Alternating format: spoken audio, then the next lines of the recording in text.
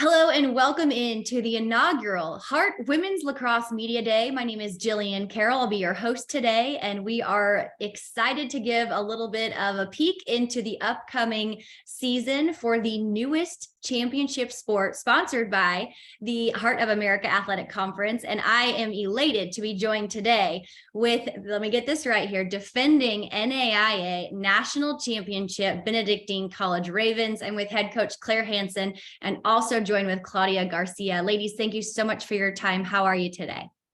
Doing really well. Thanks. Yeah. Thanks for having us. Yeah, no, I really appreciate the time. And Coach, I'm just going to start with you. Just an incredible last year, a national championship for your alma mater. That has to be extra special. Just share with us a little bit about what that national championship means to you.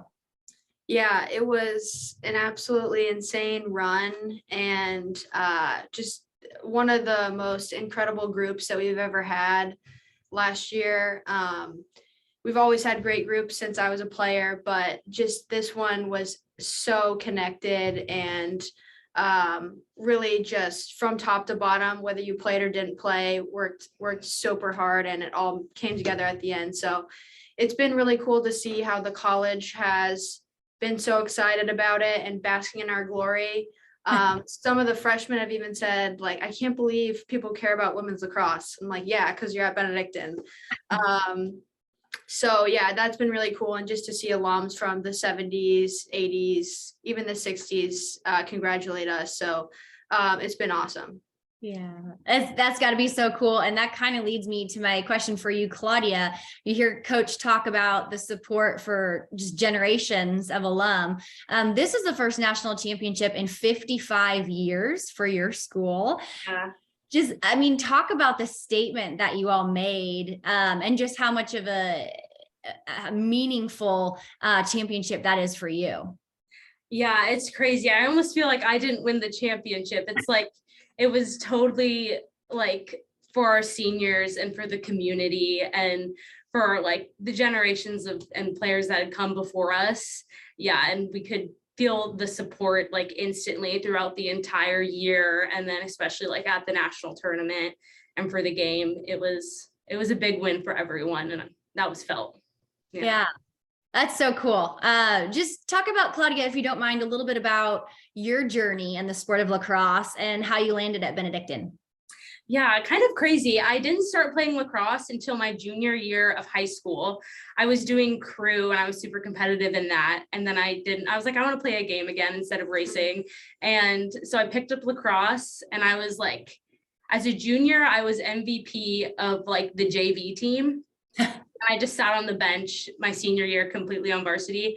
And I decided that I was coming to Benedictine just because I liked the community, and I thought it just was a good fit for me.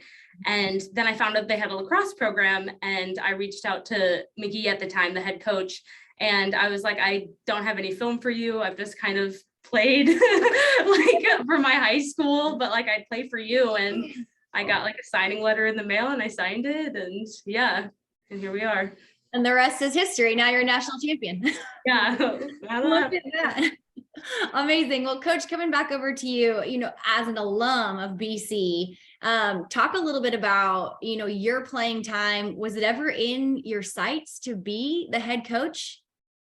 Oh, I mean, yeah, my lacrosse journey is maybe more crazy than Claudia. I don't know. I started playing when I came to Benedictine, so I had literally almost bought the wrong stick as a freshman in college. I almost bought a men's stick because I didn't know the difference, but just became addicted really quick. And I grew up playing basketball, so it's very similar. So I knew I always loved coaching. I was a teacher right after I graduated from Benedictine, and coached a little lacrosse in high school. And then, through that, I just thought about coaching and sports all the time. So that's I came back to Benedictine as a GA, but I always knew I loved coaching. Never thought it would be in lacrosse. If you told my high school self, that would be totally out of the realm. So yeah, it's been wild, but couldn't imagine doing anything else now. Yeah. That's really cool. And again, for your alma mater, that's got to be so special. Just hearing you talk about the alumni and the support is fantastic. Would you mind sharing a little bit about your lacrosse facilities and kind of life at Benedictine as far as the lacrosse program goes? Yeah, it's been cool. Like I said, like people care about lacrosse at Benedictine, and after in 2020 when COVID hit, they shortly after, everything shut down, they told us that we're going to get a locker room. So they built us a locker room in like one of the most dire times. I have a really nice office right by the field. We have a training room right by the field, a couple weight rooms on campus that our team uses both of those throughout our schedule. So just, we really feel an insane amount of support. We said last year during the national tournament that we were preparing like a D1 Power 5, and it really felt like that. So, and I think, yeah, other teams could feel that as well. So, yeah, we have such great resources, and I think that it really helps our kids prepare. So, well, it sounded like your prep it worked. So yeah. congrats again. Now, Coach, entering the Heart, how do you feel? Are you prepared? Are you excited? Talk a little bit about how your staff and players are feeling, and maybe something you're looking forward to. Yeah, I'm excited to be in the same conference as every other sport. Other teams talk about rivalries with other teams in the Heart, and we don't necessarily play those teams because they don't have lacrosse yet, or we weren't in the Heart. So it's going to be fun to kind of have that school camaraderie. But also I just think the Heart does everything that they do so well. And, I've been really, really impressed with Lori and just everything that has been going on with the Heart. This media day, it's been really cool so far, even just being in it a little while, to see everything that the Heart has to offer. But we're excited to, bring home more trophies, and hopefully more of these Heart schools will add lacrosse, hopefully like a Baker and all these other schools will add as well, so we can continue to grow.